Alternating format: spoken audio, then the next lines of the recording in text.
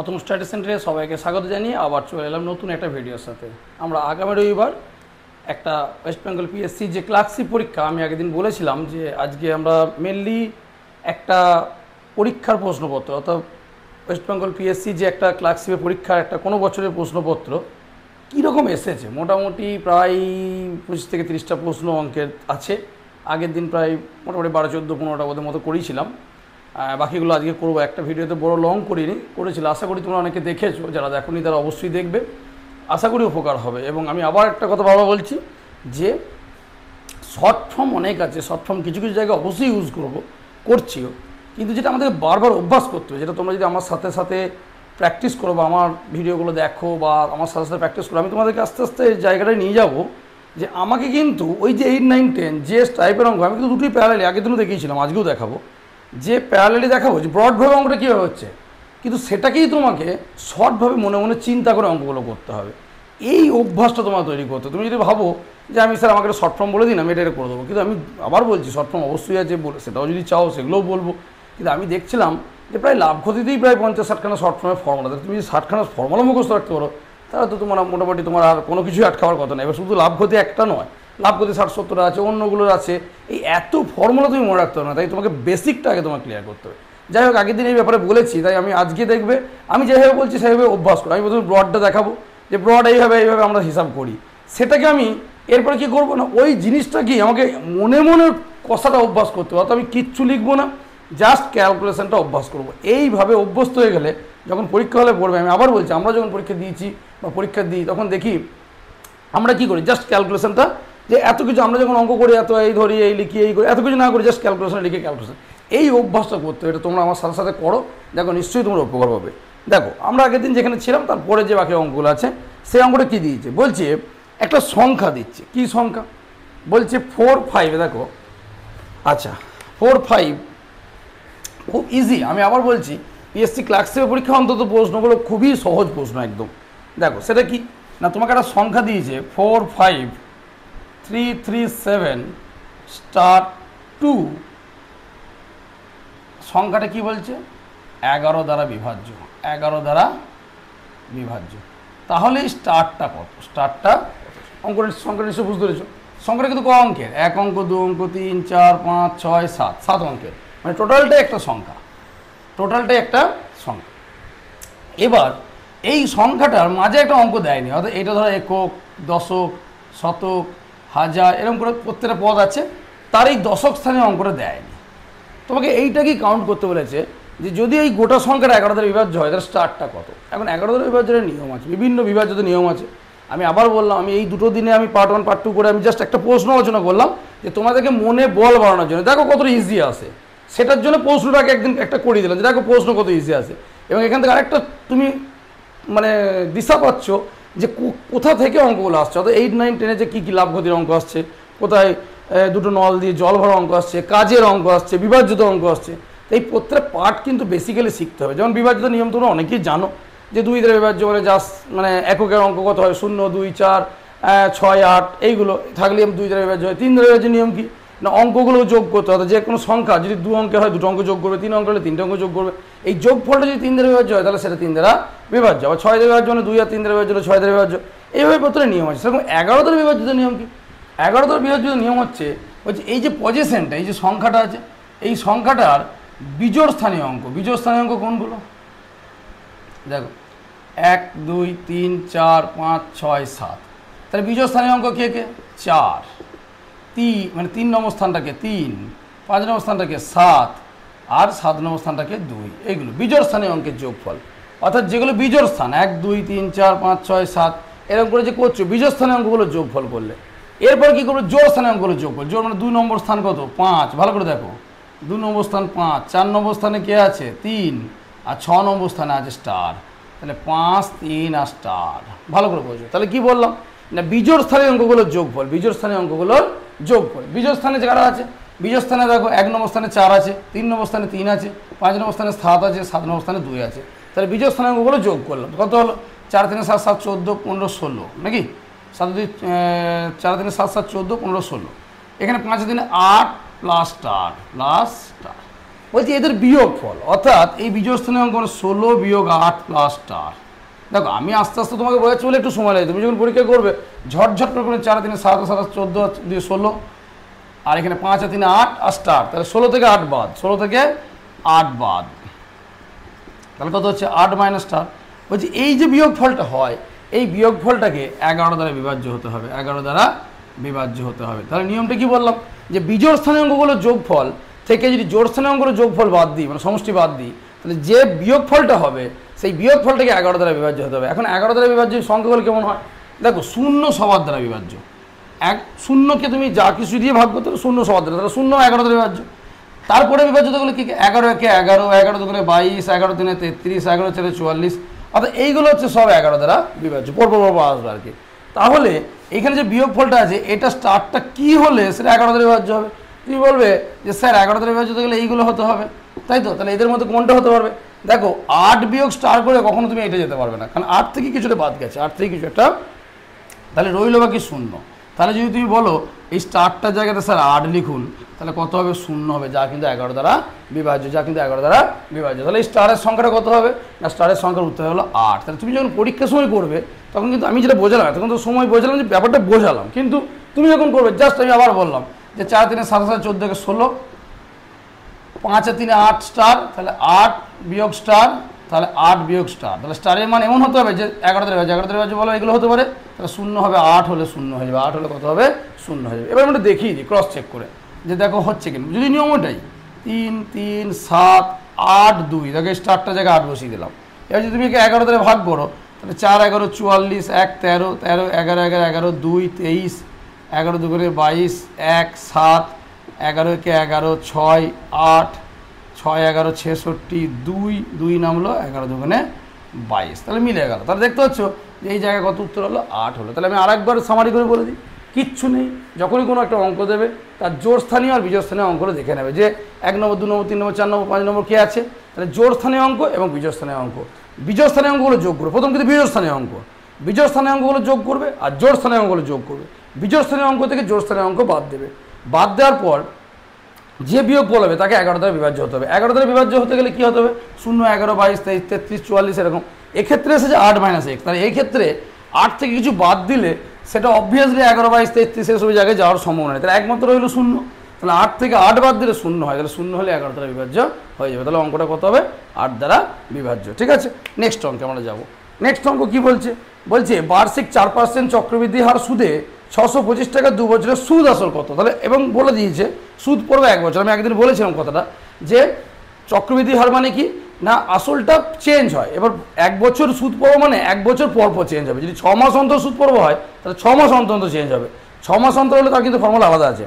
আর 1 বছরের জেনারেল যে ফর্মুলা আছে P × 1 + r/100n, এটাই হচ্ছে সমূল চক্রবৃদ্ধি অর্থাৎ সুদে আসলের সূত্র।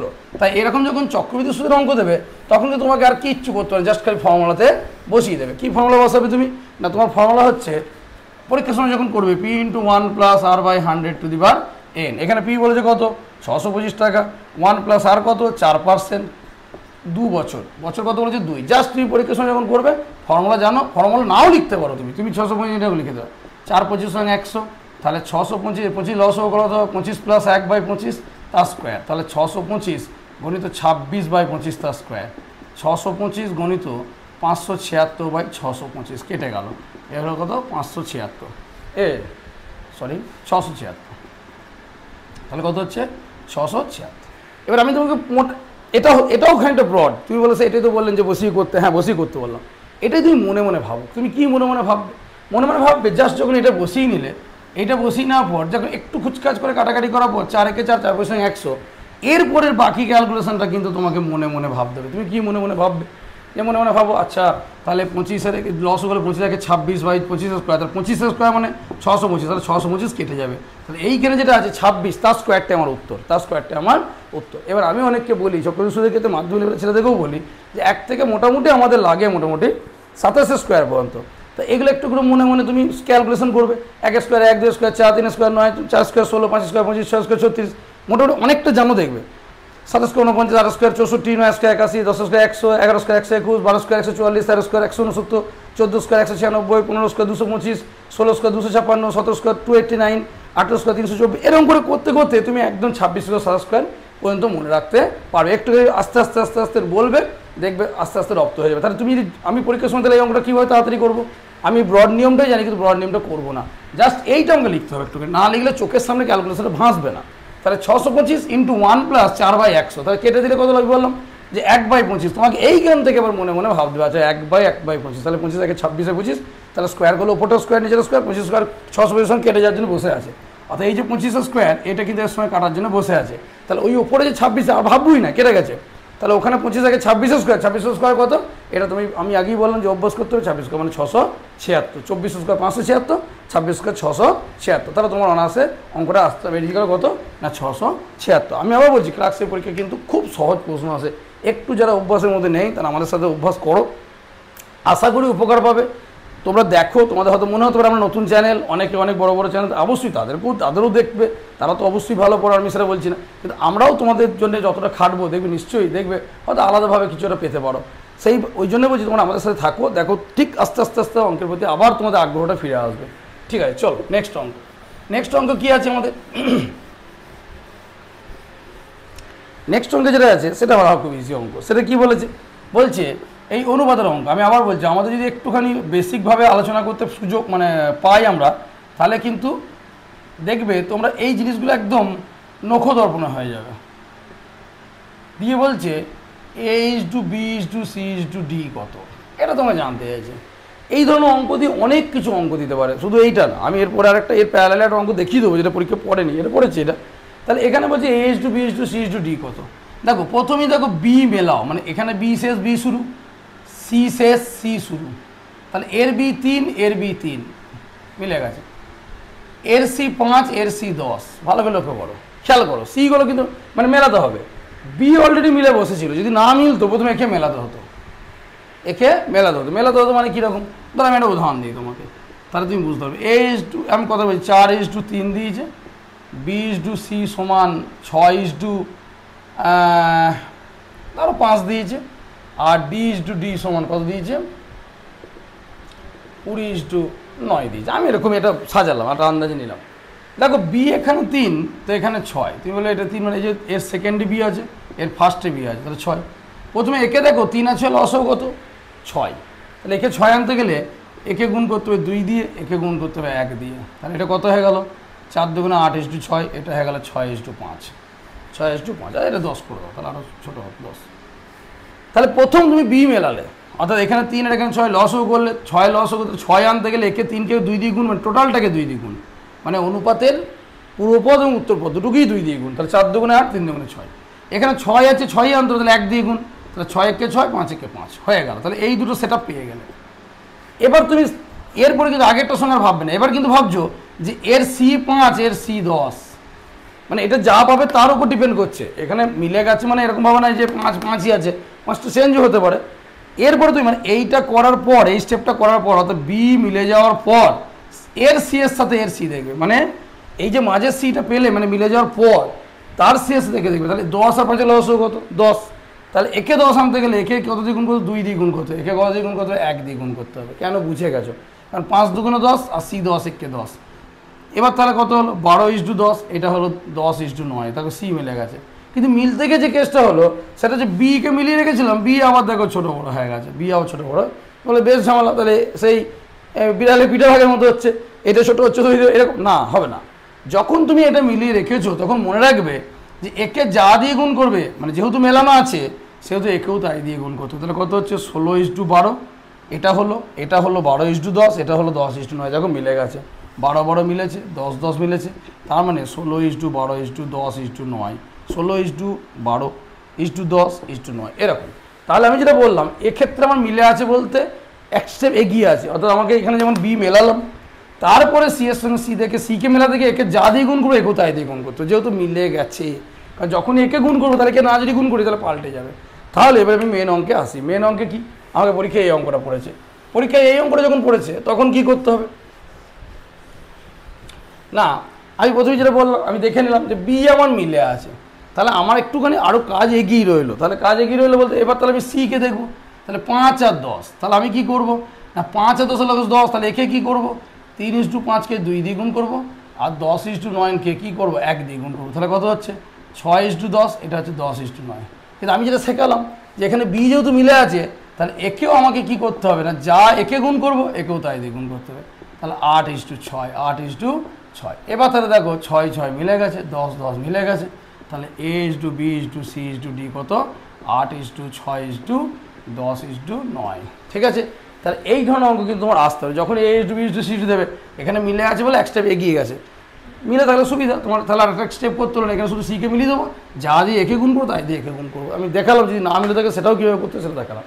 কিন্তু এই অঙ্কই দিয়ে আবার একটা অন্য অঙ্কও দিতে পারে, সেটা কি না এরকম অঙ্ক দিতে পারে, সেটা কি এখানে তোমাকে কী দিয়েছে, এখানে দিয়েছে A:B:C:D, তোমাকে দিতে পারে A:D, অর্থাৎ প্রথমটা শেষটা দেখো সিরিজে গিয়েছে A:D কর, তখন তুমি কি করবে, তুমি বলবে স্যার আগেটা যেটা করলেন আপনি A:B:C:D কত করলে না 8:6:10:9 এরকম উত্তর পেলে, তাহলে স্যার আমি এখান থেকে অনায়াসে বলতে পারি A:D হচ্ছে 8:9। অবভিয়াসলি বলতে পারো, কেন বলতে পারো না, 100 বার বলতে পারো। কিন্তু আমি যদি A:D দেয় আমি এতটা নিয়মও যাবো না, মানে এখানে তো তাও তোমাকে দুটো স্টেপ করতে হলো, একে গুণ করতে হচ্ছে যেহেতু এক হয়ে আছে বলে তাই, যদি না করতে তাহলে করতে। কিন্তু A:D প্রথমটা শেষটা দিলে আরও সহজ নিয়ম, সেটা কি দেখো মনে রাখবে, এই যে এগুলো আছে না, মানে আমি প্রথমে একটু ব্রডভাবে ক্যালকুলেশনটা দেখাই, তারপর তোমরা মনে মনে কী করে দেখাচ্ছি, ঠিক আছে। দেখো প্রথমে বাই করে লিখে নিলাম যে A:B মানে A/B 4/3 B:3 এটা। এবার আমরা অঙ্কটা করি, যখনই প্রথম আর শেষ দেয় পরপর গুণ করতে থাকবো, কেন বিয়েতে শেষ বিয়েতে শুরু, সিএতে শেষ সিএতে শুরু, ফলে কি হচ্ছে এটা 4/3 3/5 10/9 করলাম, বি কেটে গেল সি কেটে গেল, তাহলে A/D কত হলো 3 কেটে গেল, 5 2 10 কেটে গেল, তাহলে 8/9, তাহলে A:D কত 8:9। দেখো আমি ব্রড ফ্যাংশনে দেখালাম, কাটাকাটি অনেক কিছু কাটলাম, এ করলাম, তুমি কি করবে, তোমরা এই জিনিসটা কি একদম মাথার মধ্যে গেঁথে নাও, যখন পরীক্ষা অঙ্কটা পড়বে যে আমার A:D দিয়েছে, তাহলে আমি কী করবো, A:D মনে মনে ভাববো, এই ব্রডটা কি বড় মানে ছোটো করে ভাববো, কী ভাববো, এসব বাই কিচ্ছু লিখবো না, কোনো কিছু লিখবো না, মনে মনে ভাববো যে আমার নিয়ম বলেছেন প্রথমটার শেষটা পেতে গেলে এগুলো পরপর গুণ করতে, 4:3 4/3 3:5 3/5 10:9 10/9 3 কেটে গেল, 5 2 10 8/9, উত্তর হয়ে গেল 8:9। 2-3 সেকেন্ড সময় লাগবে। অর্থাৎ প্রথমটা শেষটা যদি করতে দেয় তাহলে পরপর সিরিজে গুণ করে যাবে, অর্থাৎ এটা বাই এটা ইন্টু এটা বাই এটা ইন্টু এটা বাই এটা, জাস্ট এটুকু কাটাকাটি করে দেবে, যা ক্যালকুলেশন হবে সেটাই তোমার A:D উত্তর বেরিয়ে যাবে। তাহলে সেক্ষেত্রে আমি কেন ওই A:B:C বড় নিয়মে করে তারপরে A:D বার করবো, দরকার নেই। কিন্তু A:B:C যদি সবগুলো চায় তাই আগের যেটা বললাম যে বি সেম করতে হবে, সি সেম করতে হবে, বি সেম হওয়ার পর সি সেম করতে হবে এবং তার জন্য একে একই দিয়ে গুণ করতে হবে। নিয়মগুলো একটু রপ্ত করো, তোমাদের দেখবে এখন মনে হচ্ছে আমি যেহেতু ব্রডটা বোঝাচ্ছি বলে মনে হচ্ছে হ্যাঁ ওরে অনেক কিছু বলছি না, এত সময় করে দেবো, কিচ্ছু সময় তুমি নিজে প্র্যাকটিস করো, নিজে ভাবো। এখন আমি যদি তোমার সঙ্গে লাইভে পড়াতাম, সামনাসামনি পড়াতাম, তাহলে কী হতো, তোমাকে বলতো ভাবো, দেখবে তুমি আমাকে উত্তর দিতে পারতে যে হ্যাঁ স্যার ঠিক বলেছেন, আমরা মনে মনে ভাবছি এটা 3 মিলে গেছে, তাহলে একে গুণ করতে দিলে আমরা 5 10 লসগু 10, তাহলে ওকে 2 দিয়ে গুণ, তাহলে এটা হয়ে গেল কত না 6:10, ওটা 10:9, যেহেতু একে 2 দিয়ে গুণ করে একেও 2 দিয়ে গুণ, তাহলে 4 2 8:6, তাহলে 8:6:10:9 এইভাবেই মনে মনে কিন্তু তুমি করতে পারবে। তোমরা একটু নিজেরা অভ্যাস করো, যদি সুবিধা অসুবিধা মনে হয় যে না এটা কেন একটু অসুবিধা হচ্ছে তাহলে বলবে, আমি আবার সেরকমভাবে বোঝাবো। নেক্সট অঙ্ক দেখো, বলছে এ একটি কাজ 21 দিনে করতে পারে, বি এর চেয়ে 40% বেশি দক্ষ, তাহলে ওই একই কাজ বি এর কত সময় লাগবে। আচ্ছা বেশি দক্ষ যে হবে তার তো সময় কম লাগা উচিত, তাই না, বেশি দক্ষ যে হবে তার তো সময় কম লাগা উচিত। দক্ষ মানে হচ্ছে ধরো আমি যদি বলি যে তুমি আমার থেকে 40% দক্ষ, তখন আমার থেকে যার থেকে সে 100, তাহলে আমার দক্ষতা 100 হলে তুমি 140, মানে আমার থেকে বলেছে, তাহলে আমার দক্ষতা 100 হলে তোমার 140, তাহলে তোমার যখন দক্ষতা বেশি তাহলে তোমার কী লাগবে, সময় কম লাগবে। তুমি অঙ্কটা করার সময় কী করবে, কিচ্ছু করবে না, যেহেতু এ আর বি বলেছে, ভালো করে দেখো এ আর বি, তাহলে এর চেয়ে বি এর দক্ষতা 40% বেশি, মানে এ যদি 100 হয় বি কত হবে 140, এর সময় লেগেছে কত 21, বি এর সময় লাগবে কত, ঠিক জাস্ট এইটা তুমি পরীক্ষা হলে পড়বে কি না, এর চেয়ে বি এর দক্ষতা 40% বেশি, মানে এর যা ক্ষমতা সেটা যদি 100 হয় তাহলে বি এর হবে 140, ঠিক আছে। তাহলে এর দক্ষতা 100 হলে বি এর হবে 140, কারণ বাবা বলছি যার থেকে বলবে সে 100, এবার 40% বেশি মানে ও 140 বেশি, তাহলে ও 40 বেশি হলে কত 140। এখন মজা হচ্ছে দক্ষতা বেশি সময় কম হলো, তাহলে কী সম্পর্ক, ব্যস্ত সম্পর্ক। ঝট করে তুমি পরীক্ষা হলে আর কিচ্ছু করবে না, কিচ্ছু লিখবে না, এ আর বি লেখারও দরকার নেই, 100 140 এটা লিখতে নিশ্চয়ই তোমার বেশি সময় লাগবে। এবার যেহেতু ব্যস্ত সম্পর্ক মনে রাখবে ব্যস্ত মানে কী বলেছি, তৈরাসিক দেখবি দেখিয়েছি, ওই জন্য বাবা বলছি বেসিকগুলো জানলে খুব সুবিধা হয়। যেমন ক্লাস 8 আমার ভিডিও আছে তৈরাসিকে, বা দেখে নেবে, দুটো ভিডিও আছে তৈরাসিকে, দারুণ, মানে তৈরাসিক সময় তোমার নলেজ পুরো ক্লিয়ার হয়ে যাবে। তাহলে আমি তৈরাসিক তো লিখতে যাবো না, তো আমরা যেমন তৈরাসিক করার সময় লিখি এটা সম্পর্কে এই অতএব ভগ্নাংশ এই এসব আমরা শিখিয়ে দিয়েছি, ওখানেও শর্ট ফর্ম শেখানো আছে। সেটা কি না, ব্যস্ত সম্পর্ক মানে ওপরটা বাই নিচেটা, মানে 100/140, 100/140। এবার এটা কি তোমার কোনো একটা বইয়েতে বা কোনো জায়গায় শর্ট ফর্ম বলবে, দেখো শর্ট ফর্ম হচ্ছে 21 ইন্টু 100, এই 21 ইন্টু 100/100+40, মনে রাখবে। এবার তুমি মুখস্থর মতো করছো, হ্যাঁ 100+40, কোনো মুখস্থ দরকার না, তুমি তোমার যদি কিছু আছে 100+40 কেন করলে, তা তো জানি না শর্ট ফর্ম আছে। শর্ট ফর্ম আর কি, এটাই শর্ট ফর্ম, যে এর দক্ষতা 100 হলে 140, 21 দিন সময় লাগবে। এবার সম্পর্ক কি ব্যস্ত, কারণ যার দক্ষতা বেশি তার সময় কম লাগবে। তাহলে তুমি অঙ্কটা এরকম করলে, তাহলে তুমি এখানে 0 কেটে গেলে 7 3 21, 7 2 14, 2 5 10, তাহলে কত দিন লাগলো? 15 দিন। এইটুকু করতে তোমার কতক্ষণ সময় লাগবে? তুমি যখন পরীক্ষা করো, আমি তো এত বই আছে, তুমি বলে 100 140, 21 কত? 21 গণিত 100/140, 0 কেটে গেলো, 2 5 10, 2 7 14, 7 3 21, 3 5 15। এইটুকু তো স্পিড তোমাকে করতেই হবে। তাহলে এটা করতে তুমি ঘড়ি ধরে দেখো কতক্ষণ লাগলো, আমি করে দিলাম, তুমি ঘড়িটা মিলিয়ে নেবে, যে হ্যাঁ ভিডিওটাই পজ করে দেখে নেবে যে কতক্ষণ সময় লাগবে, তবে 5 সেকেন্ডের আগেই হয়ে গেছে, তাহলে তুমি অনায়াসে পারবে।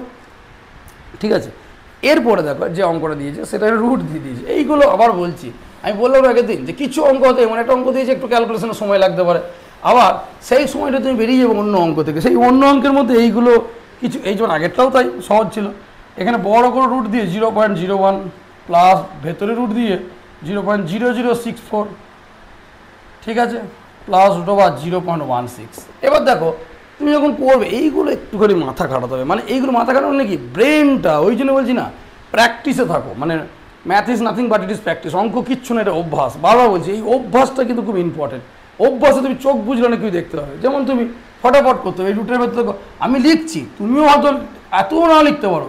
0.01, এটা দেখো 4টে সংখ্যা, তাহলে 2 0 আর 64 8, তাহলে একটা 0, কারণ আমরা জানি এর স্কোয়ার করলে যেন এটা হয়, তাহলে 0.8 প্লাস এটা তুমি একবারই বার করতে পারো, 16 রুট কত 4, তাহলে 0.4 তার রুট।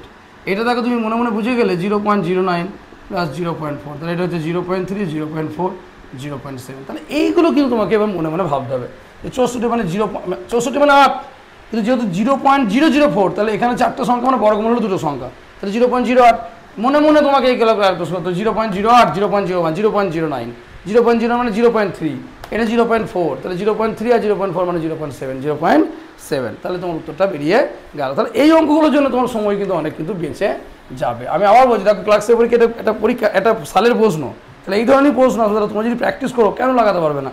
অঙ্কে 30টা নামিয়ে দিতে পারবে, কোনো ব্যাপার নাই। এরপর দেখো বলছি দুটি সংখ্যার গসাগু 12, তাদের অনুপাত 3:5। আমি একটু ব্রডটা দেখিয়ে নিই, তারপরে এমসিকিউ তো 2 সেকেন্ডও লাগবে না। কেন লাগবে না? একটা দুটো সংখ্যার অনুপাত বলছে 3:5। আমরা জানি যখন অনুপাত দেয় তখন একেও একটা এক্স দিয়ে গুণ করতো, একেও একটা এক্স দিয়ে গুণ করতো, এটা আমরা জানি, তাই না? যে যখন অনুপাত দেয় তখন কী করতো? সাধারণ অনুপাত দিয়ে গুণ করতো। কেন না, ধরো আমি কথাই বলছি, আমাকে 20:24 দিয়েছে, আমি বলতো 2 দিয়ে কাটলাম, 2 10 20, 2 12, 2 5 10, 2 6, ব্যাস এটা হলো। তাহলে এই অনুপাত 5:6, তাহলে সংখ্যাটা কত ছিল? 20:24, মানে অ্যাকচুয়ালি একে 2 বা 2 দিয়ে কেটেছে, একবার 2 দিয়ে, তাহলে মোট কত দিয়ে কেটেছি? 4 দিয়ে। তাহলে দেখো অ্যাকচুয়ালি 20কে 4 দিয়ে গেলে 4 5 20, 4 6 24, তার জন্য 5:6। তাহলে অনুপাত যখন 5:6 দিয়েছে, সংখ্যা কিন্তু 5 আর 6 হবে না, হতেও পারে। বলে স্যার হবে না বলছেন, হতো, হ্যাঁ হতে পারে, যদিও সাধারণ অনুপাত 1 হয়, অত সংখ্যাটা 5 আর 6 দিয়েছে, অনুপাত কত? 5:6। তার মানে একে কাটা যায়নি মানে অ্যাকচুয়ালি এর সঙ্গে 1 গুণ আছে, এর সঙ্গে 1 গুণ আছে। কিন্তু যখন 5:6 দিয়েছি, কিন্তু অরিজিনালি সংখ্যাটা হচ্ছে 20:24, তার মানে একে 5 দিয়ে কেটেছি, 4 দিয়ে কেটেছি, 4 5 20, 4 6 24, তার মানে অরিজিনালি সংখ্যাটা হচ্ছে 5 × 4, 6 × 4, মানে দুটোকে একই জিনিস দিয়ে গুণ করতে হচ্ছে। কোন জিনিসটা? যে জিনিসটা কেটে আমি লঘিষ্ঠ আকারে এনেছি, এখন এখানে আমি কেটেছি 4 দিয়ে বলে, জানি বলে 4 দিয়ে গুণ করলাম, কিন্তু আমি যেখানে জানি না, তাহলে আমি জানি না যখন, তখন একটা সাধারণ অনুপাত কী ধরি? এক্স। কী ধরি? এক্স। এগুলো জানতে হবে, তোমরা এগুলো জানো হয়তো, যে 3:5 মানে যে কোনো অনুপাত দিয়েছে মানে তোমার কী করতে হবে না, তাকে একটা সাধারণ অনুপাত দিয়ে ধরতে হবে, ঠিক আছে? তাহলে সাধারণ অনুপাত দিয়ে যেই ধরলাম, সংখ্যা দুটো এটা হয়ে গেলো। আচ্ছা, সংখ্যা দুটো লসগু গসাগু যদি বার করতে দেয়, তাহলে লসগু করার নিয়ম কি? প্রথমে এদের মধ্যে কমন এক্স, দুজনের মধ্যেই কমন আছে এক্স, তারপরে আর কিছু কমন নেই, তাহলে বাকি যা পড়ে আছে তাই, তাহলে 15x। কত হচ্ছে? 15x। আচ্ছা, এটা লসগু হলো। গসাগু কত? গসাগু দুজনের মধ্যেই কমন, সেটা কত? এক্স। সেটা কত? এক্স। তাহলে দেখো গসাগু হচ্ছে দুটোর মধ্যেই কমন। আর একটা মজা হচ্ছে অনুপাত যখন দিয়েছে তখন কাটাকাটি করেই লঘিষ্ঠ আকার করা ছিল, তখন তাদের মধ্যে কমন ফ্যাক্টর কিছু নেই, 3 আর 5-এর মধ্যে কমন নেই, মানে 3 আর 5 হচ্ছে পরস্পর মৌলিক। তাহলে তাদের সাধারণ অনুপাতটাই কী হবে? গসাগু। তাদের সাধারণ অনুপাতটাই হবে গসাগু, অর্থাৎ দুজনের মধ্যে যেটা কেটেছি সেটাই গসাগু। লসাগু তাহলে কি? লসাগু হচ্ছে এই দুটো গুণ করে সাধারণ অনুপাত দিয়ে গুণ, সাধারণ অনুপাত দিয়ে গুণ। তাহলে আমি বেসিকটা বললাম, এবার তোমাকে বলো কী বলেছে। বলছি গসাগু 12, তাহলে এক্সট্রাই 12 বলেছে। তাহলে লসাগু কত? 15 × 12 মানে 180, 15 × 12 মানে 180। আচ্ছা, আর এখানে গুণফল চেয়েছে, গসাগু চাইনি, যাই হোক। তাহলে আমি যেটা বলতে চাইছি, তাহলে তুমি এক্সট্রা যেটা সাধারণ অনুপাত সেটাই তুমি 12 পেয়ে গেলে, সেটা তুমি কী পেয়ে গেলে? 12। তাহলে সংখ্যাগুলো কী কী? 3 × 12, 5 × 12, সংখ্যাগুলি পেলে 3 × 12, 5 × 12। তাহলে আমি যেটা বলছি তোমাকে, যে যখন তুমি এমসিকিউ করবে তখন তুমি বুঝে নেবে যে কি বুঝে নেবে, যে তোমাকে অনুপাত দিয়েছে 3 × 5, তাহলে সংখ্যাটা কত? 3 × সাধারণ অনুপাত, 5 × সাধারণ অনুপাত। এই সাধারণ অনুপাতটাই হচ্ছে গসাগু। সাধারণ অনুপাত যেটাতে আমরা গুণ করি, মানে 3x আর 5x, এই এক্সটা সাধারণ অনুপাত বলি, এক্সটা সাধারণ অনুপাত এক্স, এটাই হচ্ছে 12। এটা তোমাকে একদম প্র্যাকটিসের মাধ্যমে মনে রাখতে হবে। কী বললাম? যে দুটো সংখ্যার অনুপাত 3:5 বলেছে। তাহলে 3:5 বলেছে মানে যখন সংখ্যা ধরি তখন আমরা এক সাধারণ অনুপাত দিয়ে গুণ করি, 3x আর 5x। ওই যে সাধারণ অনুপাত x, ওটাই হচ্ছে গসাগু। তাহলে ওটাই 12 বলে দিয়েছে। তাহলে সঙ্গে সঙ্গে তুমি আর কিছু ভাববেই না, 3:5 গসাগু 12, তাহলে সংখ্যা দুটো এইটা, তাহলে এদের গুণফল বলেছে। তাহলে 12 12 144 আর 5 3 15, গুণ করে দেবে, 4 15 60, 6 4 15 60 66, 6 বা 15 15 6 21, 2160। এটুকু গুণ তোমরা করতে পারবে, ঠিক আছে? তাহলে আমি বলছি এত কিচ্ছু লিখছি না, 3:5, অতএব সংখ্যা দুটো হচ্ছে 3 × 12, 5 × 12 গুণ 12 12 144, 3 5 15 গুণ করলে 2160। আরামসে তোমাদের অঙ্কগুলো কিন্তু হয়ে যাবে, ঠিক আছে? ওই যে বললাম, আমি তোমাকে সবটাই শেখাচ্ছি, তোমাকে আস্তে আস্তে রপ্ত করতে হবে যে আচ্ছা এটাকে যতটা পারা যায় শর্টে কী করে করবো, এটা হচ্ছে ব্যাপার, ঠিক আছে? নেক্সট অঙ্ক হচ্ছে সেটা বীজগণিতের অঙ্ক, খুব মজার অঙ্ক। দেখি ছেলেটা ঘাবড়ে বসে থাকে আগে থেকে, রে বাবারে কী সব পড়েছি রে বাবা, এই এত অঙ্ক কঠিন করা যায় নাকি? এইসব কী বলবো, স্যারদের কোনো কাণ্ড জ্ঞান নেই। 1 মিনিট সময় অঙ্কের জন্য, আর এত বড় একটা অঙ্ক দিয়ে দিয়েছে। কী অঙ্ক দিয়েছে? এত বড় অঙ্ক, 8.73 প্লাস 4.27 ইন্টু 4.27 ইন্টু 4.27 বাই কত? 8.73 into 8.73 plus 4.27 into 4.27 minus 8.73 into 4.27। বাবারে, এই তিনটে গুণ করবো, এই তিনটে গুণ করবো, যোগ করবো, এদের গুণ, তাকে ভাগ, মাথা খারাপ হয়ে যাবে। মাথা খারাপ করলে হবে না। বীজগণিত ওই বলছি প্র্যাকটিস, বারবার বলছি আমাদের সাথে লেগে থাকো। আমরা যেভাবে পড়াচ্ছি, আবার যখন এক একটা টপিকস ধরে পড়াবো, যে বীজগণিত নিয়েই পড়াবো, যে ফর্মুলা দিয়ে, তখন দেখবে আমি তো আজকে একটা প্রশ্ন করাচ্ছি, মানে সব ধরনের প্রশ্ন আছে। চোখ কান খোলা রাখলে দেখতে হবে এই তিনটেই গুণ আছে, তার মানে এটা এ কিউব, তিনটেই গুণ আছে। এটা হচ্ছে বি কিউব, মানে এ হচ্ছে তোমার 8.73, বি হচ্ছে 2.45 বাই, এই দুটো গুণ আছে মানে এ স্কোয়ার, এই দুটো গুণ আছে মানে বি স্কোয়ার, এই দুটো একা একা মানে এ বি। দেখো এ কিউ প্লাস বি কিউ একটা ফর্মুলা আছে, সেটা কী ফর্মুলা? উৎপাদক formula, A plus B into A square minus A B plus B square. Key formula বললাম? এ প্লাস বি ইন্টু এ স্কোয়ার মাইনাস এ প্লাস বি স্কোয়ার। নিচেটা একটু সাজানো নেই, এ বিটা মাঝে ভরা নেই, ভরে নাও, কোনো ব্যাপার নাই। এটা কেটে গেল, তাহলে এ প্লাস বি রইল, এ প্লাস বি মানে কত?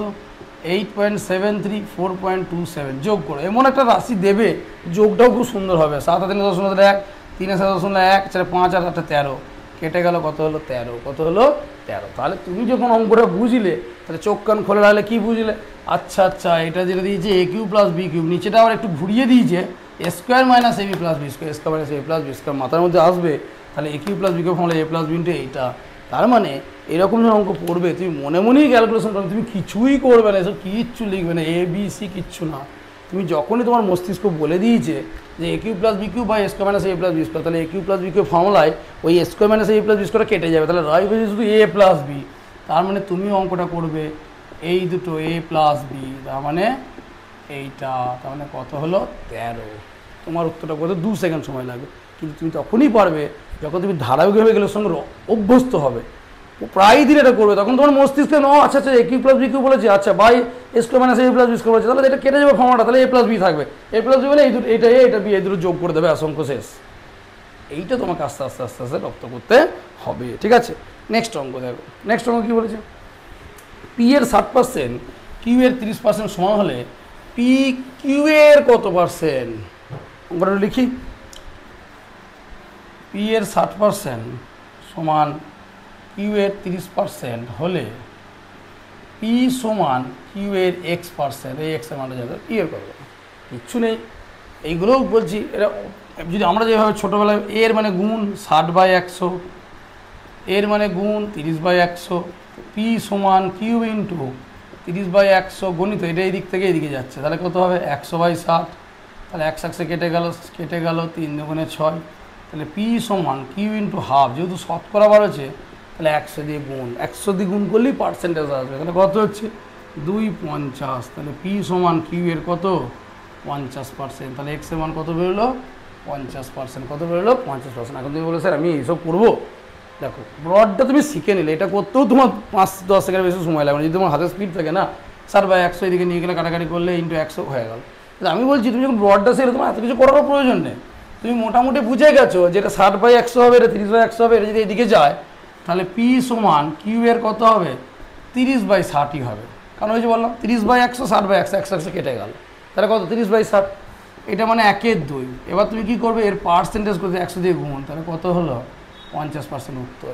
এইভাবে তোমার কিন্তু মানে যে ব্রডটা দেখালাম, ব্রডটা ক্যালকুলেশন বুঝিয়ে দিলাম যে 60/100, 30/100 গেলে 100 কেটে যাবে, যাবি, কারণ এর তলা 100, ওর তলা 100 কেটে যাবে, তাহলে এটা যদি ওই দিক থেকে যায় তাহলে 30/60 মানে 1/2, 1/2 মানে শতকরা কত, হাফ মানেই 50%, হাফ মানেই, অর্থাৎ পার্সেন্টেজ আনতে গেলে 100 দিয়ে গুণ করতে হবে। তুমি অঙ্ক করার সময় জাস্ট এটা বাই এটা ইন্টু 100%, এটা বাই এটা 100%, তাহলে তোমার অঙ্কের উত্তরটা বেরিয়ে যাবে।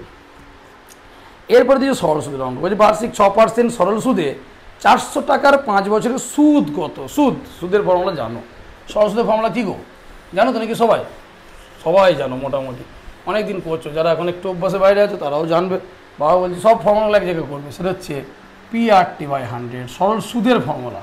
এটা কিন্তু সুদের ফর্মুলা, কিন্তু একটা চক্রবৃদ্ধি সুদের ক্ষেত্রে যেটা বললাম যে P × 1 + R/100 এটা কিন্তু সমূল চক্রবৃদ্ধি, অর্থাৎ যদি চক্রবৃদ্ধি সুদে বলো তাহলে এই ফর্মুলাটা হচ্ছে সমূল চক্রবৃদ্ধি, তার থেকে পি বাদ দিলে তবে চক্রবৃদ্ধি সুদ হবে, চক্রবৃদ্ধি সুদ। কিন্তু এটা আবার এটা হচ্ছে PRT/100টাই হচ্ছে সুদ, PRT/100টাই হচ্ছে সরল সুদ। তাহলে তুমি যখন পরীক্ষায় করবে তোমাকে পি বলে দিয়েছে কত 400 টাকার, তুমি এসব কিছুই লিখবে না, 400 টাকার 6%, টাইম হচ্ছে 5 বছর বাই 100, 0 কেটে গেল, 5 × 4 = 20, 120 টাকা, 120 টাকা। তোমার এই যে বললাম এই অঙ্কগুলো তোমার সময় বাঁচানোর অঙ্ক, অর্থাৎ তোমাকে বলেছে যে বার্ষিক 6% সুদে 400 টাকার 5 বছরের সুদ কত, তারা সবই মোটামুটি হ্যাঁ, তবে সরল সুদের ক্ষেত্রে আমরা পরে যদি সরল সুদের সিরিজ করি, মানে এক টপিক্স করি একটা, ওখানে কিন্তু খেয়াল করতে হবে এইগুলো, কিন্তু প্রথম কথা এটা টাকা হবে, এটা 6% হবে, এটা কিন্তু 5 বছর হবে, এগুলো কিন্তু খেয়াল করতে হবে।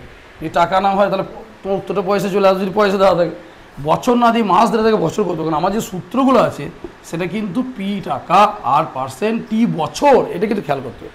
এটা কিন্তু প্লেনই দিয়েছে 400 টাকা 6% সুদের হয়, 5 বছরের সুদ কত, তাহলে 400 টাকার কি বললো না, 400 টাকার 6% সরল সুদের হারে 5 বছরের সুদ কত, তাহলে 400 টাকা পি 400, 6% সুদের হার, তার সঙ্গে কি 5 বছর, তাহলে PRT/100 = 120 টাকা, ঠিক আছে।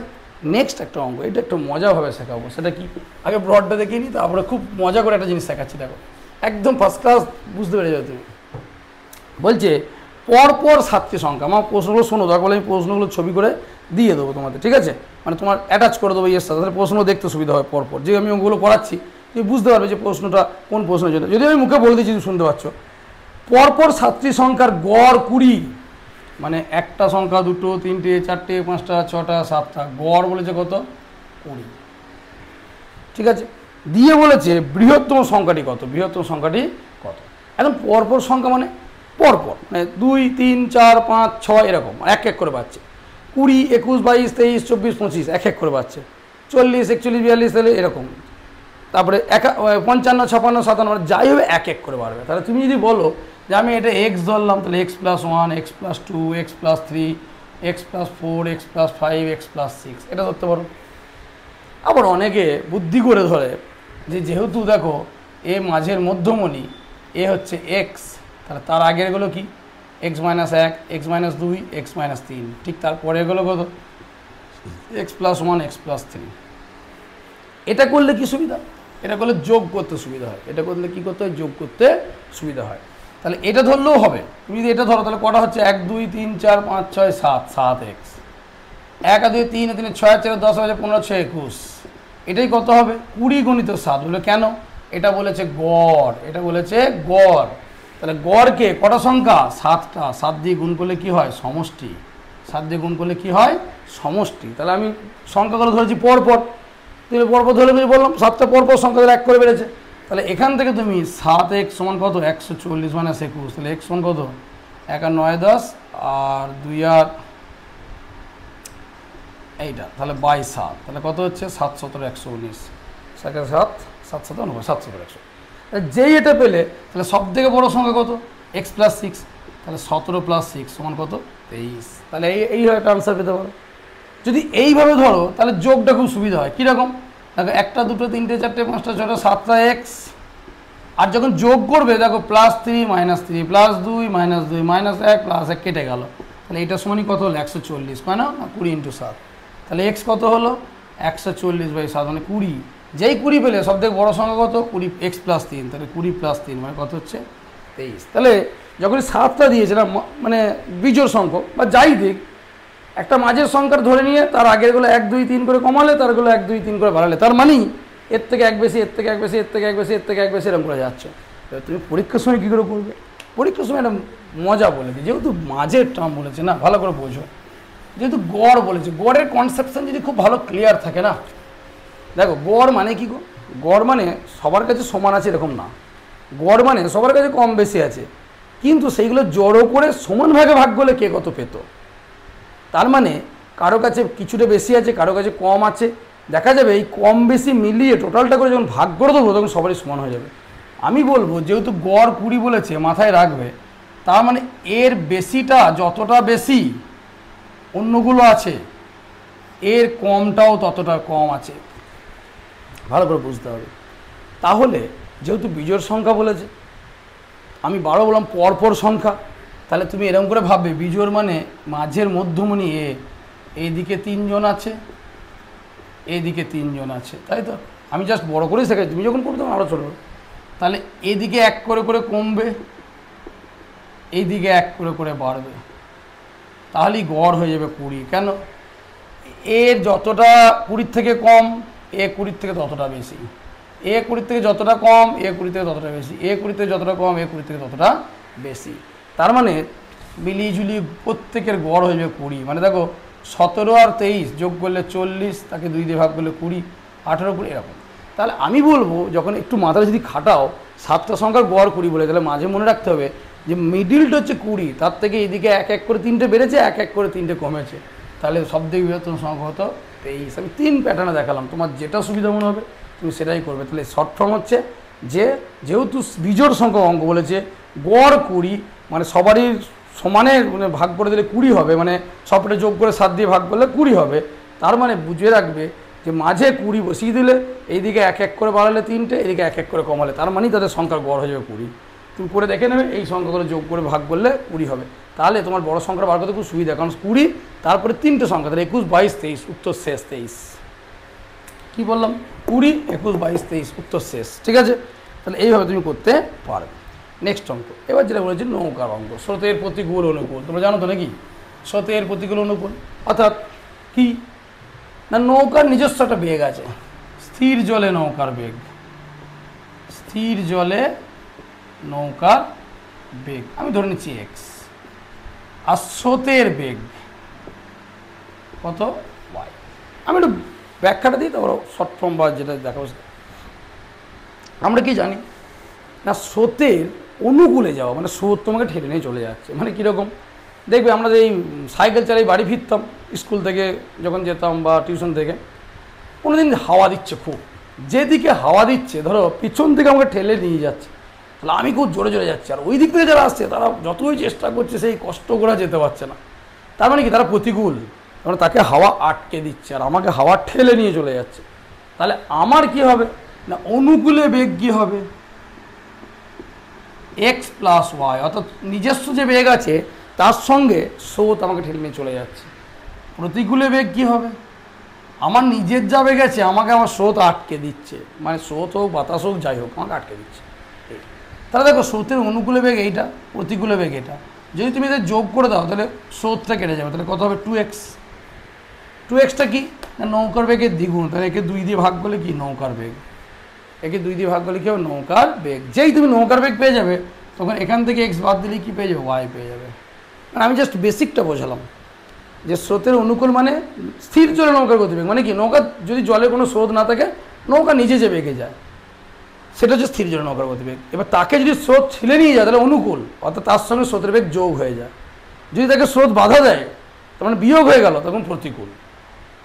তাহলে স্রোতের অনুকূলের বেগের সঙ্গে যদি প্রতিকূলের বেগ যোগ করি তাহলে স্রোত কেটে গিয়ে কী থাকবে নৌকার বেগের দ্বিগুণ থাকবে, তাকে 2 দিয়ে ভাগ করা মানে নৌকার বেগ। শর্ট ফর্মটা হচ্ছে এইটা, আমি তৈরি করছি মানে ব্রড থেকেই শর্ট তৈরি করছি, এইটাই তোমাদেরকে রপ্ত করতে, ব্রডটা থেকেই শর্ট তোমাকে নিজেকে মনে মনে তৈরি করে নিতে হবে।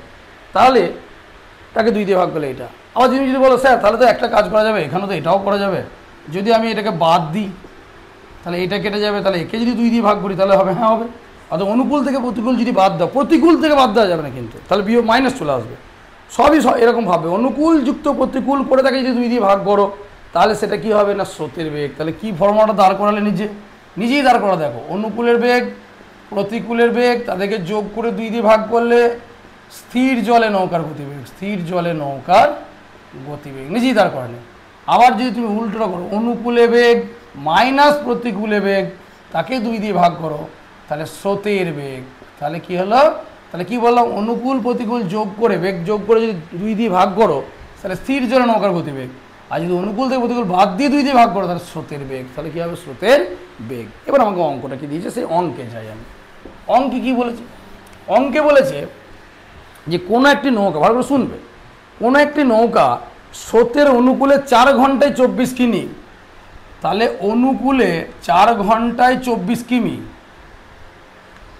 তুমি এত কিছু লিখবে না পরীক্ষায়, তুমি এত কিছু লিখবে না, তুমি কি লিখবে স্রোতের মনে মনে ভাববে অনুকূলে 4 ঘন্টা 24, তাহলে অনুকূলে বেগ হচ্ছে 24/4 6, আর 4 ঘন্টায় 24 মানে 1 ঘন্টায় কত 24/6, এগুলি তো মনে মনে ক্যালকুলেশন করতো, এগুলি তো শর্ট ফর্ম। আর যখনই প্রশ্নটা পড়ছো 4 ঘন্টায় 24, আচ্ছা তাহলে 6 কিমি অনুকূলে বেগ।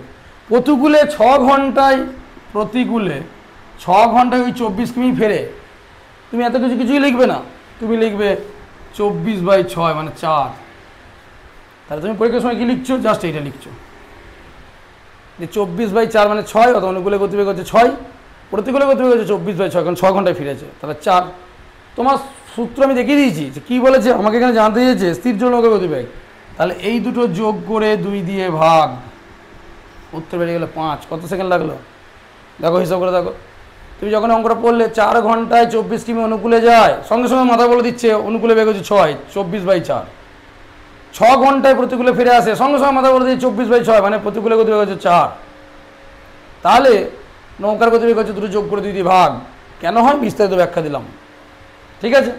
তাহলে তুমি পেয়ে গেলে কত 6 + 4/2 মানে 10/2 মানে 5 হয়ে গেল। যদি স্রোতের বেগ বলতো, এটা তো নৌকার বেগ হলো স্থির জল, যদি স্রোতের বেগ বলতো তাহলে এইটা করতাম, তাহলে স্রোতের বেগ কত 1, স্রোতের বেগ কত 1। যদি আমি একটা নিয়ম বললাম, এটা বেরিয়ে যাওয়ার পর তুমি বাদ দিতেও পারো এখান থেকে 6 থেকে 5 বাদ, আমি সেটাও যাচ্ছি না, শর্ট ফর্মেই রয়েছি 6 - 4/2, 6 - 4/2, তাহলে কিন্তু এটা হয়ে যাবে, ঠিক আছে। চলো নেক্সট, এরপরে যে অঙ্ক দিচ্ছি, আমি আবার বলছি সবই ব্রড নিয়মকে নিজেকেই শর্ট বানাতে হবে, নিজেকে শর্টে অভ্যস্ত করতে হবে। যেগুলো তথাকথিত বিভিন্ন বইয়ে, আমিও বই ফলো করি, আমি সেটা বলছি না, যেগুলো দেওয়ার মতো হবে যে হ্যাঁ এটা শর্ট পেয়েছে আমি এটাকে শর্ট করে দিয়ে তোমার একটা ফর্মুলা বলে দিলাম, কিন্তু আমি ব্রডটা শিখে শর্টটা বানাচ্ছি, নিজেকেই শর্ট বানাতে বলছি, নিজেকেই ভাবতে বলছি, মনে মনে ক্যালকুলেশন করো। 4 ঘন্টায় 24, 1 ঘন্টায় 6, 6 ঘন্টায় 24, 1 ঘন্টায় 4, আর 6 আর 4 যোগ 6 4 10/2 5, এরকমভাবে মনে মনে প্র্যাকটিস করার চেষ্টা করো, ঠিক আছে। আমি যদি বারবার বলছি, আমি যদি তোমাদেরকে সামনাসামনি বসেই করতাম, তোমাদেরকে বলতাম এই ভাবতে, যেহেতু আমি ভিডিও করছি তাই তোমাদেরকে প্রসেসটা বলছি, তোমরা নিজেরা প্র্যাকটিস করো, ঠিক আছে। আমি তোমাদের যতটা পারবো হেল্প করবো যে কীভাবে শিখবে, কীভাবে করবে, ঠিক আছে, কোনো ব্যাপার নাই। আমি বলছি বারবার বলছি, এই পরীক্ষাগুলো যা প্রশ্ন দেখছি তাতে যে কোনো ছেলে, যে কোনো মেরিটের ছেলে প্র্যাকটিস করলে অঙ্ক পেরে যাবে। বলছি কোনো সংখ্যার 2/3 অংশের মান 36, 2/3 অংশের মান 36, 2/3 অংশের মান, তাহলে কোনো একটা সংখ্যা 2/3 অংশের মান 36, সঙ্গে সঙ্গে তুমি পরীক্ষাতে এসে লিখবে না তো 2/3 36, তাহলে সংখ্যাটা হচ্ছে 36 গুণিত 3/2, মানে এক অংশ করলে কি হবে 36/2/3 হবে, মানে 36 ইন্টু 3/2, 36 ইন্টু 3/2, তাহলে কী বললাম 2/3 অংশ 36, তাহলে এক অংশ করলে কত, এক অংশ মানে সম্পূর্ণটা, তাহলে 36/2/3 দিয়ে ভাগ, তাহলে এটা 36 গণিতের উল্টে গেলে কত হবে 3/2, তাহলে পরীক্ষাটা তুমি এইটাই শুধু ভাবতে পারবে যে 2/3 অংশ যদি 36 হয় তাহলে এক অংশ হচ্ছে 36/2/3, মানে একবারে তুমি ভাববে 36 গণিত 3/2 উল্টে যাবে, তাহলে সংখ্যাটা হয়ে গেল 3 18 54, 3 18 54, তাহলে কী পেলে যে সংখ্যাটা 2/3 অংশ 36, 3 ভাগের 2 ভাগ 36, 3 ভাগের 2 ভাগ 36, তাহলে 3 18 54 হয়ে গেলো, কত হলো 3 18, মানে 1 ভাগ 18 করে আর কি। তাহলে তুমি সংখ্যা ফর্মুলাটা কী বললাম, তোমাকে যখন এটা পরীক্ষায় পড়লে, এটা তো আমি প্রশ্নটা তোমাদের কাছে নেই বলে আমি লিখে দিচ্ছি, তোমার সামনে তো প্রশ্ন খোলা আছে যে 2/3 অংশ 36, সঙ্গে সঙ্গে তুমি এইটা ক্যালকুলেট 36 গুণিত 3/2, সংখ্যা 54 হয়ে গেল। এর 25% মানে কি সম্পূর্ণটা মানে 25/100, 4 দিয়ে ভাগ, থেকে 4 দিয়ে ভাগ কর কত হবে 4 13 52, 2 ধরো 4 5 20, 13.5, ব্যাস।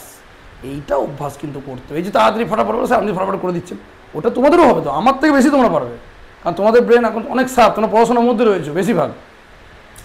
তাহলে 4 13 52 আর কত থাকলো 2 থাকলো, তাহলে 4 5 20, তাহলে 13.5, 13.5, এটা কিন্তু উত্তর হয়ে গেল। নেক্সট অঙ্ক, এটা একটা ভালো জিনিস, আবার বললাম বিভাজ্যতা নিয়ম নিয়ে যেটা বললাম, প্রথমে একটা করালাম 11 দ্বারা বিভাজ্য, যে বিজোড় স্থানীয় অঙ্কগুলো যোগ করে তার থেকে জোড় স্থানীয় অঙ্কগুলো বাদ দিলেই তোমার কী হয়ে যাবে না, তোমার ওইটা বেরিয়ে যাবে। তেমনি এখানে বলেছে কোনো সংখ্যাকে 119 দ্বারা ভাগ করলে, মানে কোনো সংখ্যাকে 119 দ্বারা ভাগ করলে ভাগশেষ কত হয় 19।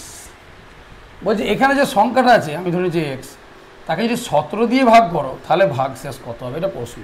তাহলে প্রশ্নটা কী বললো, 119 দিয়ে কোনো সংখ্যাকে ভাগ করলে ভাগশেষ হবে কত 19, 17 দিয়ে ভাগ করলে সে ভাগশেষটা কত হবে। ঠিক আছে, এখন মজা হচ্ছে 19 ভাগশেষ কখন হয়, অবশ্যই ভাগশেষ সবসময় কী হয় ছোট হয়, কার থেকে, এটা বলা হয় ভাজক, এটা ভাজ্য, এটা ভাগশেষ, এটা ভাগফল, তাই তো। তাহলে ভাগশেষ যেটা থাকে, ভাগশেষে সবসময় ভাজকের থেকে ছোট হয়। এবার যেটা হচ্ছে, প্রথমে যখন এরকম অঙ্ক দেবে তখন দেখবে এইটা দিয়ে ভাগ করে এটা ভাগশেষ, এইটাকে এটা দিয়ে ভাগ করা যায় কিনা ঝট করে একবার দেখে নেবে।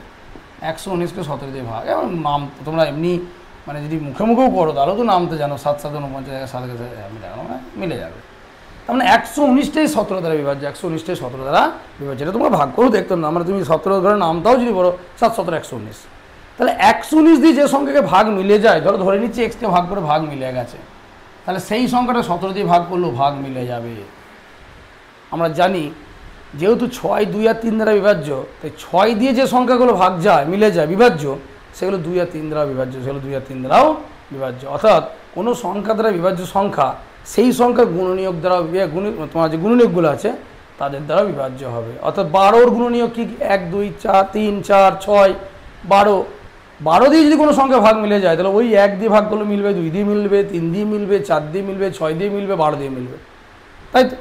সেরকম 119 দিয়ে কোনো সংখ্যাকে ভাগ করে যদি মিলে যায়, 17 দিয়ে ভাগ করলেও সেটা মিলে যাবে। তাহলে 119 দিয়ে ভাগ করলে ভাগশেষ 19 থাকলে হিসাব মতো 17 দিয়ে ভাগ করলে 19 থাকার কথা, কিন্তু আমি একটু আগে বললাম ভাগশেষের থেকে ভাজ্য বড় হবে, অর্থাৎ ভাজ্যের থেকে ভাগশেষ ছোট হবে।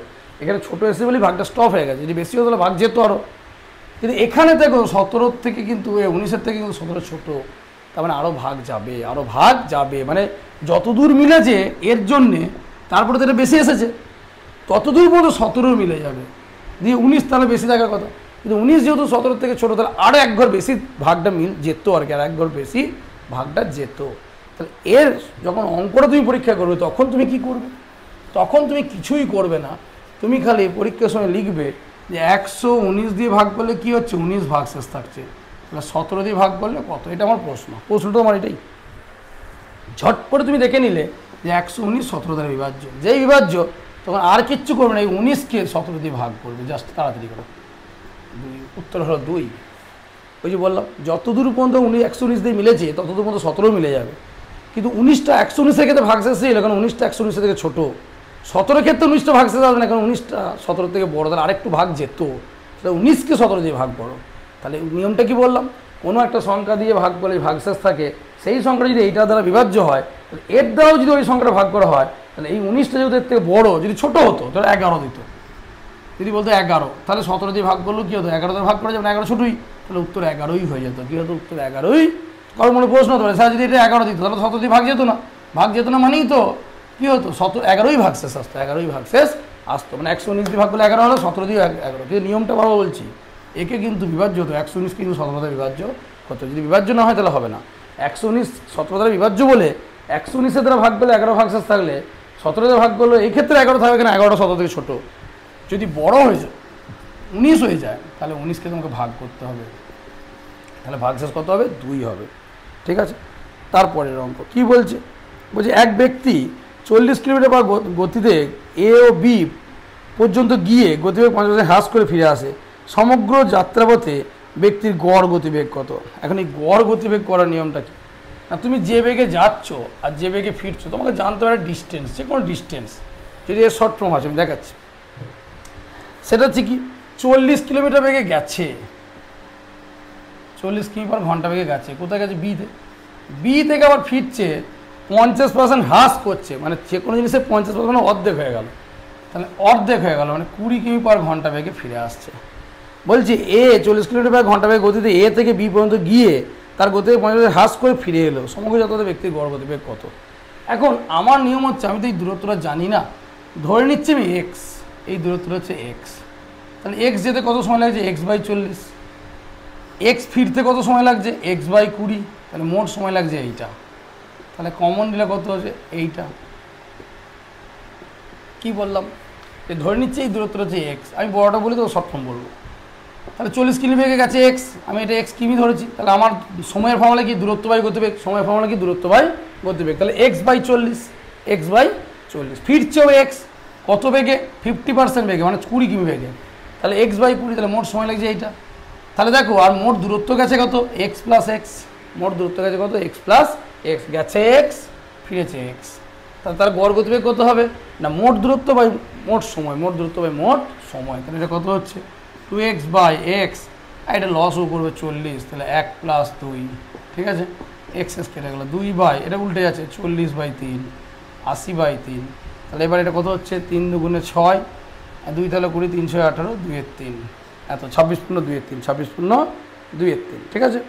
আচ্ছা, তাহলে এটা তুমি পেলে, বড়ভাবে জিনিসটা বোঝালাম যে 40 কিমি বেগে এক্স যাচ্ছে, তাহলে তার এক্স কিমি যেতে সময় লাগছে কত, x/40, 50% বেগ, এগুলো মুখে মুখে করবে, 40-এর 50% নাকি অর্ধেক হয়ে গেল, মানে 20, তাহলে এক্স কিমি ফিরে আসতে কত সময় লাগছে, x/20, মোট সময় লাগছে এইটা, মোট দূরত্ব হচ্ছে x, 2x, 2x/এটা। এবার আমি শর্ট ফর্মটা কী বলবো, শর্ট ফর্ম হচ্ছে এখান থেকে শর্ট ফর্ম তুমি নিজেই তৈরি করছো, কী তৈরি করছো, তাকে এক্সগুলো ফালতু হয়ে গেছে, x কেটে গেছে, x কেটে গেছে, যদি তুমি এটা এক্স না ধরে 1 ধরতে, যে 1 গেছে, তাহলে এগুলো 1 হতো, ধরতেই পারতো, আমি ধরে নিচ্ছি 1 কিমি গেছে, তাহলে এগুলো কত হতো, 1 + 1, এটা কত হতো 1, তার মানে এক্সগুলো থাকতো না, এরকম। তাহলে শর্ট ফর্মটা হচ্ছে গেছে 40 কিমি বেগে, ভালো করে দেখো, পার ঘন্টা, ফিরেছে 20 কিমি বেগে পার ঘন্টা, ওইটুকু তুমি খাতায় লিখতেই পারো যে 40 কিমি গেছে, অর্ধেক বেগে ফিরেছে 20, ফর্মুলা হচ্ছে 1 + 1/1 + 40, 1/20, এটাই শর্ট ফর্ম। অর্থাৎ 1 কিমি গেছে, 1 কিমি ফিরেছে, 1 কিমি যেতে সময় লাগে এটা, 1 কিমি যেতে সময় লাগে এটা, তাহলে 1 + 1/1/40 + 1/20, মানে 1/40 সময় লেগে যেতে 1/20 আসতে সময়। শর্ট ফর্মটা হচ্ছে এইটা, যে গেছে যে বেগে 1/, সেটা এসেছে যে বেগে 1/20, ওপরে হচ্ছে 1 + 1, তাহলে 2/, নিচেটা লস হবে করলে, এইটুকু করার পর তুমি আর করবে না, এত এটা করার পর উল্টাবে এসব না, 2/3 40, তাহলে উল্টে গেল, 40 × 2 = 80, মানে অ্যাকচুয়ালি 2 × 40/3, তাহলে 80/3, তাহলে ফট করে ভেঙে দিয়ে এইটা হয়ে গেল 26 × 2 = 3 কিমি পার ঘন্টা, 26 × 2 = 3 কিমি পার ঘন্টা। তাহলে দেখো 40 কিমি বেগে গেছো, তুমি কত কিমি বেগে ফিরেছো, 20 কিমি বেগে, তাহলে তোমার গড় গতিবেগ কত, 1 + 1, মানে 2/, এটাও ভাবতে পারো, 2/1 + 1/40 + 1/20 করে দেবে, ক্যালকুলেশন হয়ে যাবে। এরপর লাস্ট যে অঙ্কটা, সেটা হচ্ছে কি 100 মিটার একটা প্রতিযোগিতা, ভালো করে দেখো, ঠিক আছে। ভিডিও একটু লেন্দি হোক, আমি আবার বলছি, আমি দুটোকে প্যারালালি বলছি, হয়তো তোমরা অন্যান্য অনেক চ্যানেলে দেখো শর্ট ফর্মে খুব ম্যাজিকের মতো 2-1টা করতে ভালো লাগবে, টোটাল তুমি কিন্তু রপ্ত করতে পারবে না, বারবার বলে দিচ্ছি। তোমার একটা ছোট শর্ট ভিডিও দেখে নিলে, ইস কি সুন্দর টুক করে দিল, তো এই একটা নিয়ম টুক করে দিল, কিন্তু সবগুলো তুমি তো কভার করতে পারবে না, কারণ করতে গেলে তোমাকে বহু সূত্র মনে রাখতে হবে। এবং সবথেকে বেস্ট নিয়ম ব্রড অর্থাৎ বেসিক জিনিস থেকে সেটাকে নিজের মতো শর্ট করো, সেটাকে কত তাড়াতাড়ি তুমি করতে পারছো, না কিছু লিখে, না কিছু মানে বেশি ওসব হিবিজিবি না লিখে, শুধু ক্যালকুলেশন লিখে ভাবতে পারছো কি না, এই অভ্যাসটা তৈরি করো, দেখবে তোমার জীবনে একদম 100% সাকসেস হবে। কি বলছে, 100 মিটার একটা প্রতিযোগিতা, অর্থাৎ টোটাল দূরত্বটা কত 100 মিটার, মানে এখান থেকে এখানে ছুটছে, কে কে ছুটছে, এ আর বি। বলছে এর গতিবেগ কত 8 কিমি পার ঘন্টা, 8 কিমি পার ঘন্টা, ভালো করে মনে রাখবে, 8 কিমি পার ঘন্টা। দূরত্বটা কত 100 মিটার, কিন্তু দূরত্বটা হচ্ছে 100 মিটার দৌড় প্রতিযোগিতা। বি যখন 4 মিটার যায়, মানে বি এইখানে 4 মিটার এগিয়ে গেছে, এইখানে বি পৌঁছে গেছে, বি এখানে নেই, তাহলে 4 মিটার এগিয়ে গেছে, তখন এ স্টার্ট করছে। বলছে বি যখন 4 মিটার যায় তখন এ দৌড় শুরু করে, তবুও বিকে 15 সেকেন্ডে পরাজিত করে। এখন পরাজিত করে মানে কি, তার মানে এ শুরু করার পর একটা সময় এমন হয়েছে যে এ এখানে পৌঁছে গেছে, তার যা সময় লেগেছে, আমি ধরে নিচ্ছি 35 সেকেন্ড সময় লেগেছে, তখন বি একটু পেছনে পড়ে আছে, বি পরে এসে ঢুকেছে, তার সময় কাউন্ট আছে কত 60। কথা বলছি যে এ যে সময় শুরু করবে, পেছন থেকে শুরু করেছে, কিন্তু টোটাল এখানে যখন যারা আছেন তারা ধরছেন যে হ্যাঁ এর সময় লাগলো কত, না এর সময় লাগলো 45 সেকেন্ড, মানে এইটা ঠিক তার 15 সেকেন্ড পর বি ঢুকছে, তার 15 সেকেন্ড পর তাদের বি এর লাগছে 60 সেকেন্ড। কথাই বলছি, তাহলে আমি প্রথমে দেখে নেবো যে এ এখান থেকে স্টার্ট করে কত সময় এখানে ঢুকেছে। দেখো 8 কিমি পার ঘন্টা মানে 8000 মিটার পার কত 60 মিনিট বা 3600 সেকেন্ড বলতে পারো। তার মানে 100 গণিত 3600 বাই 8000, তাই তো। এইগুলো একটু মুখে মুখে ক্যালকুলেশন করতে হবে, ভেঙে লেখায় 8000 যায় 3600 সেকেন্ডে, 1 যায় 3600 বাই 8000, 100 যায় 3600 গণিত 100 বাই 8000। আমি ব্রডটা দেখালাম, 1 2 3 1 2 3 4 9 36, 4 2 8, 2 5 10, 5 9 45 সেকেন্ড। তার মানে এ পুরো টোটাল 100 যেতে 35 সেকেন্ড সময় কভার করেছে। তাহলে ভাবো তার 15 সেকেন্ড পর ঢুকছে, ভালো করে বুঝতে হবে কিন্তু, মানে জাজটা দেখলো এ ঢুকেছে যে সময়, মানে আমি এ টোটাল কাউন্ট করে নিলাম যে 35 সেকেন্ড সময় লেগেছে, এ যখন এখানে স্টার্ট করছে তখন কিন্তু বি এখানে 4 মিটার এগিয়ে আছে, মানে এ টোটাল 100 যাচ্ছে, বি কিন্তু যাচ্ছে কত 96। এটা খেয়াল করবে, মানে একটা মুহূর্ত এ বেরোচ্ছে সেই সময় বি ওখানে এগিয়ে আছে, এ ঢুকছে ওখানে জাজ দেখলো এ যখন ঢুকলো তার 15 সেকেন্ড পর ঢুকছে, তার 15 সেকেন্ড পর ঢুকছে, তার মানে এ এখান থেকে স্টার্ট করে 35 সেকেন্ডে পৌঁছেছে, বি এখান থেকে স্টার্ট করে এখানে ঢুকতে কত সেকেন্ড, আরও 15 সেকেন্ড বেশি লাগিয়েছে, তাহলে কত সেকেন্ড লেগেছে 60 সেকেন্ড। কত সেকেন্ড লেগেছে 60 সেকেন্ড। 60 সেকেন্ডে কত যাচ্ছে 96, 60 সেকেন্ড কত যাচ্ছে, মানে সে কিন্তু প্রথম থেকে স্টার্ট করেনি, 100 যায়নি, কিন্তু সে কিন্তু 4 মিটার এগিয়ে ছিল। তার মানে এ যে টাইমে 45 কভার করেছে, বি যে 60 সেকেন্ড সময় লাগিয়েছে, কারণ 15 সেকেন্ড পর ঢুকছে, তাহলে তার বি এর এখান থেকে এইটা যেতে কত সময় লাগছে 45 প্লাস 15, মানে ও তোকে এখান থেকে স্টার্ট করেছে। এইটা মাথায় যদি ঢুকে যায়, তুমি যখন শর্ট ফর্ম করবে তখন কি করবে, আচ্ছা এটা আমি পরিষ্কার করে দিলাম, এটা কি করবে না, তোমাকে যখন অঙ্কটা দিয়েছে তুমি গেলে জাস্ট একটুখানি তুমি এই যে আমি যে ছবিটা আঁকলাম এরকম করে এঁকে নিলে যে এটা এ, এখানে বি 4 মিটার এগিয়ে আছে, এইখানে ফিনিশ হচ্ছে, এটা 100 মিটার, এর হচ্ছে 8 কিমি পার ঘন্টা, ঠিক আছে। তাহলে এ যেতে সময় লাগছে কত 100 গণিত, যেটা বললাম মনে মনে ক্যালকুলেশন, এইটাই তো অভ্যাস করতে হবে। যেটা আমি লিখলাম আগে 8000 যায় 3600, একে কত 100 কত, সেটাই তোমাকে এই ক্যালকুলেশনটাই মনে মনে করতে হবে। এবার বলছে এটা তো একটু তাও বড় সময় লাগছে, হ্যাঁ অন্যগুলো থেকে সময় বেঁচেছে, এটা তুমি রাখবে, যেটা সময় কম লাগবে তাকে আগে আগে করে নেবে পরীক্ষায়। তাহলে এটা কী বললাম 100 গুণে 3600 8000, তাহলে কাটাকাটি করে কত হচ্ছে না 4 দুগুণে 8, 4 9 36, 2 5 10, এইটুকু করে দিলে 45। সঙ্গে সঙ্গে বি এর টাইম কত লাগে 45 প্লাস 15 সেকেন্ডে হেরেছে, তাহলে তার মানে কি তার 15 সেকেন্ড পর পৌঁছেছে, তাহলে 60 সেকেন্ড, তাহলে 60 সেকেন্ডে সে কত যাচ্ছে 96। তাহলে বি এর গতিবেগ কত 96 মিটার পার 60 সেকেন্ড, 60 সেকেন্ড, কারণ বি এর গতিবেগটাই চেয়েছে মিটার পার সেকেন্ডেই, মিটার পার সেকেন্ডে। তাহলে 6 10 60, 6 16 96, তাহলে কত হচ্ছে না আরও কাটাকাটি করে দাও, 2 8 16, 2 5 10, তাহলে কত হচ্ছে 1.3 মিটার পার সেকেন্ড, 1.3 বা 8 উত্তর দিয়েছে, 8 মিটার পার সেকেন্ড। তাহলে দেখো খুব কঠিন না, কিন্তু এর কত সময় লাগলো না, দূরত্ব হচ্ছে 100 বাই 8000 ইন্টু 3600 সেকেন্ড, 45 সেকেন্ড। বিকে 15 সেকেন্ডে পরিচিত করে, তাহলে বি এর টাইম লাগছে কত 35 প্লাস 15 60 সেকেন্ড, 60 সেকেন্ডে বি যাচ্ছে কত 96, কারণ 4 এগিয়েছিল, তাহলে সে মোট দূরত্ব যাচ্ছে 96 60 সেকেন্ডে, তাহলে প্রতি সেকেন্ডে কত যাচ্ছে 96 মানে 8/5 second, metre per second, 8/5 metre per second. তাহলে ব্রড জিনিসটাকে বোঝো, তাকে তুমি আস্তে আস্তে কীভাবে নিজের মতো করে কতটুকু লিখলে তাড়াতাড়ি করতে পারবে সেই অভ্যাসটা তৈরি করো। আমার মনে হয় যে যা বলছে, আমি কাউকে ছোট না করে বলছি, হয়তো বলে স্যার আপনি বিশাল জেনে গেছেন, অন্যান্য কত বড় বড় চ্যানেল তারা দাঁড়িয়ে কত ছেলে প্র্যাকটিস করছে, হ্যাঁ তারা করছেন, অবশ্যই সেটা যদি ফলো করতে পারো করো, কোনো অসুবিধা নেই। কিন্তু আমার ব্যক্তিগত অ্যাসেসমেন্ট, তুমি কিন্তু সব জিনিস শর্ট ফর্ম করে কিন্তু করতে পারবে না, তোমাকে ব্রডটা বুঝে এবার এমনভাবে অভ্যাস করো। পরীক্ষায় ব্রডটা তুমি বলো পরীক্ষা স্যার কি ব্রডটা করে দেবো সব, না, ওইটাই তো মজা।